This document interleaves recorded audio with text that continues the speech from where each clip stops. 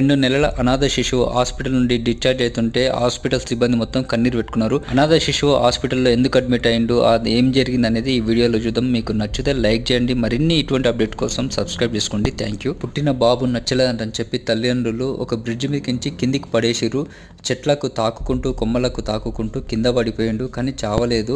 పడేసిన చోట ఎవ్వరు లేకపోవడంతో అక్కడ తిరుగుతున్న కుక్కలు చూసి కరిచిన 50 గాయాలైన కుక్కల కాట్లకు దెబ్బలకు అన్నీ కలిపి ఒళ్ళంతా గాయాలతోటి చావు బతుకుల మధ్య ఉన్న ఆ 2 రోజుల చిన్నారిని పోలీసులు గుర్తించి కాన్పూర్ వైద్య కళాశాలకు తరలించారు. వైద్యుల పర్యవేక్షణలో సిలిండర్ ద్వారా ఆక్సిజన్ ట్యూబ్ ద్వారా ఆహారం అందించి నర్సులు కూడా ప్రత్యేక శ్రద్ధ తీసుకోవడంతో 2 నెలల్లో కోలుకున్నాడు బాబు. డాక్టర్ అరుణ్ కుమార్ ఆర్య శ్రీకృష్ణ జన్మాష్టమి రోజున బాబును గుర్తించినందున అతడికి కృష్ణ అని నామకరణం చేసిండు. శిశు సంరక్షణ కేంద్రానికి పంపిస్తున్నప్పుడు 2 నెలలుగా అతనితో ఉన్న అనుబంధాన్ని, అతని చిరునవ్వును గుర్తు చేసుకున్న హాస్పిటల్ సిబ్బంది మొత్తం బాధపడుతుంది. ఈ వీడియో మీకు నచ్చితే లైక్, సబ్స్క్రైబ్ చేసుకోవడం మర్చిపోకండి.